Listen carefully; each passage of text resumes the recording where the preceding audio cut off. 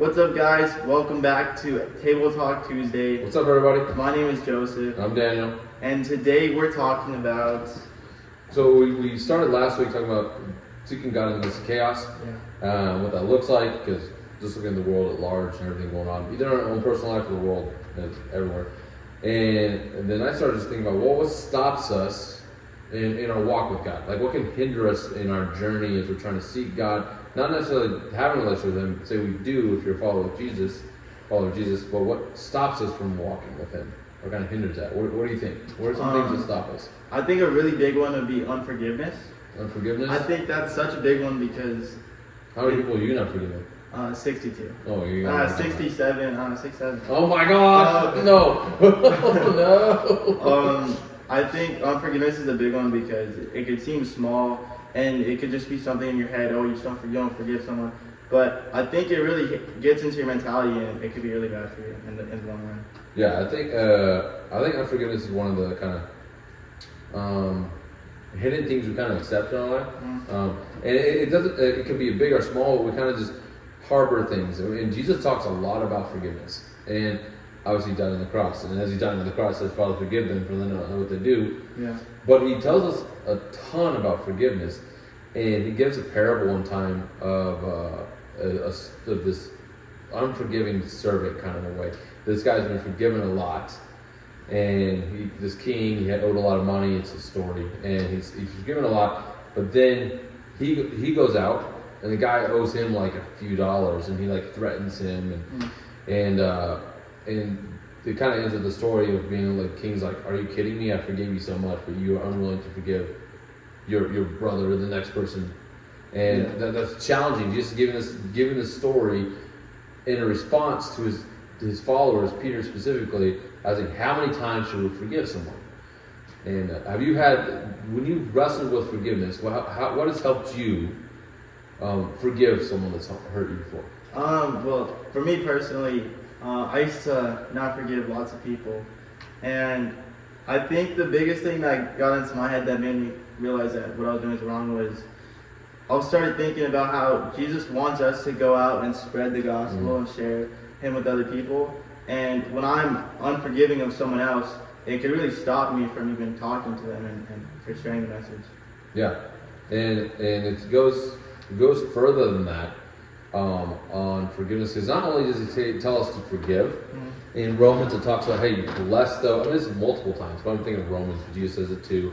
Bless those who curse you. And it says, do not seek revenge, leave it to the Lord. This whole idea, hey, if your enemy harms you, like, you actually bless them. It's like pouring hot coal on them. That's in Romans 12, I believe. And it's a challenge of like, wait, not only we're not to hold on to unforgiveness, but He says also go the extra mile in seeking to bless them. Yeah. And that I find is even more hard because we can somehow... Our idea of forgiveness can be kind of like, you do you, kind of just don't be in my space, kind of thing. And just forgiveness doesn't mean that what someone's done is okay or to you or whatnot, but it's releasing to God, be like, God, I'm not going to seek revenge, I'm going to give it to you. And I'm going to leave it in your hands. I've been forgiven much, therefore I should forgive. And so I'm challenged with that, wait, forgiveness is not just, He's challenged us to not just forgive, but also to seek a way to be a blessing to them. Like, what do you think of that? Seek a way to be a blessing to those who hurt you. That's a good way to think about it. I think there was this one time where these kids used to bully me, and I was really mad at them. I didn't forgive them for that. And then I was just praying about it. I prayed to God that they would stop. They never stopped, so I invited them to church. And I think I made an impact in their life through that. Well, that's awesome, man. That's awesome. Because it's easy for us to like harbor onto something, like, because you're in this instance you're innocent, like you're not like you're necessarily done anything. They're just picking on you. Yeah. And but it's easy to build just this bitterness, this unforgiveness, this frustration, that like seeking revenge or like wanting the worst for them. And I think in our culture, and this is big for our culture because we live now in this unforgiving culture. Of like, we're going to seek something you did 50 years ago and we're going to cancel you for it. Yeah. And whatever it might be. So it's an unforgiving culture in many ways. And I'm like, well, as believers, we should be the ones that seek to forgive and to show that with our actions. It doesn't mean we justify anything that someone's done or sin someone's living in, but we always seek. I think of Jesus when with the encounter with the woman caught in adultery, and where the religious people bring her before him. They're like, hey, the law says we should stone her. And I always want to know what Jesus wrote, because it says he went down and started writing in the sand. He probably started like listing their sins or drawing pictures. I don't know. I want to know what he did. Yeah, me too. But he stood up and he said, hey, he who hasn't sinned, cast the first stone, and then they all leave. From oldest to youngest. But then he says to her, where's your accusers? And like, they're all gone. He's like, neither do I condemn you. But then he says, and Jesus had a right to condemn her because he actually had no sin. But he forgave her. And then he says, go and sin no more. And so there's this power in like forgiveness that it should change us. Jesus didn't justify her actions in that way, but he extended grace and forgiveness to her. And so I think that's big for us as we're seeking to follow Christ. This is the first a good point, is that we can't hold on to unforgiveness. It will really, really cripple us. It will destroy our walk, really hurt our walk with God. Yeah. Definitely Damage our walk with other people, and it will limit our impact. Like you're saying, it will limit your witness, because if you're trying to witness someone else, but you're holding on to this unforgiveness, but then you're talking about Jesus' forgiveness. Yeah. It's like not the best. You have a conflict in your spirit. Yeah, exactly. Jesus will forgive you, except for that person in my life. He's no way. But again, I want to specify that it doesn't mean that someone's done something is like, oh, it's all fine, it's all good. It doesn't. It's like, no, it just means that you're willing to release that to God, and pray that God will bless them in a way that reach them. And so, is there any other ones you see? I mean, there's tons of things we can list off, but is there anything that comes to your mind else that would be a hindrance or that would stop us, or not stop us, but obstacle in our walk with God? I think sometimes in our life, when we're trying to follow God, the devil will throw little distractions in our life to try to stop us, or to try to slow our momentum down. Those are like that? Yeah, it's like a ninja star.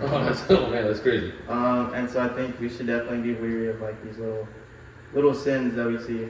Okay. Well, what's the example of like little sins? Little sins, like stealing. No, what? Like murder. Oh man, your level of little and big is concerning. So what would be like okay? So I gotta say, so like what we would think is like little sins. Yeah. And I think we have, and I read this great book. If you haven't read it, I encourage you. It's called Acceptable Sins or Respectable Sins. It kind of changed the title by Jerry Bridges. And his whole approach to the book is that and this is writing to believers, and challenging us to how we view sin, and that we often have these hierarchy of sin, like the ones you say are little, the big ones, like murder, adultery. Well, you can make the list off, okay? Yeah. Stay away from those. Those are bad. Oh no, man. But we have what we call acceptable sins, which are like sins we're okay keeping in our lives because they're not as bad as the other ones, like gossip. Like gossip's a big one. If you read the list of sins, where it's it always lists off different sins, gossip is often in there, and I think that's a very acceptable one. Yeah, I think that's one we don't realize we're doing sometimes. Yeah. So we think about it. Sometimes we treat it as prayer. Yeah. We're like, hey, let me pray. I got a prayer request for a friend of mine who went and gossip the next 10 minutes more about. But gossip, what are some other ones you think kind of acceptable or small, we see as small sins? I think for me personally, what's it called when you're constantly compare yourself to someone else? Comparison? Okay, I'm pretty sure there's a word. Remember? I see what you mean, but I think it's comparison. I think the word we're going for. What was the word? Never mind. I'll cut that out. No, keep it. I don't know. What do you think? One that comes to my mind all through Scripture is unthankfulness. That's a sin? I'd say it is. Because God, you see all the issues through, all the issues Israel goes through, so often it's ungratefulness is tied to it too. That they didn't remember, they forgot, they're ungrateful. I think when we're unthankful or ungrateful to God and what He's given to us, I think in a way it's telling God Like, I don't need you. I've done this myself. Wow. And I don't know if we necessarily always label that as sin, but it is. I think it falls into the category because I'm like, it is kind of in a sense like, God, I'll do my own thing, which is what we do with any sin. Yeah. And I think it's one of the ones, and we should be people that are the most grateful. Yeah. And it doesn't mean life is perfect, but we should be people that are most grateful because God's forgiven us, that we're redeemed, that we've been torn out of the clutches of hell, in a sense, and not in a sense, in reality. Yeah. But yeah, ungratefulness, and so I just think that we need to like kind of self-reflect, everybody, and as we think about this, that it's not just the big things; it's the small things. You know, the small things are what affect us. The small things that we keep hidden. With Saul, King Saul in the Bible, he had jealousy.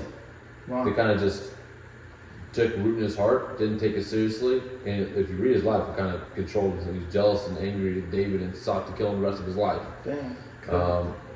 He died. He died in battle. Very sad. Wow. And so we want to like think about those things. Wait, is there sin that I'm holding on to in my life that I don't see as that big a deal?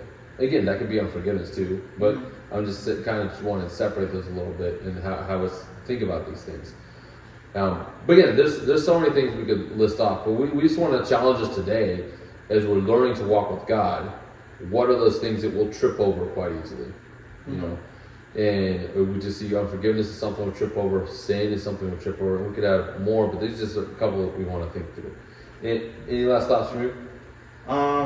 Yeah, I think that's definitely something we should be thinking about throughout the week. Is what's something little or big that you see is trying to hinder your path and your walk with God. Yeah.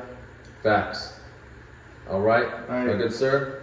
We will catch you guys next time. See you guys. Bye. No, you don't do this. Do this. Okay. Don't do this.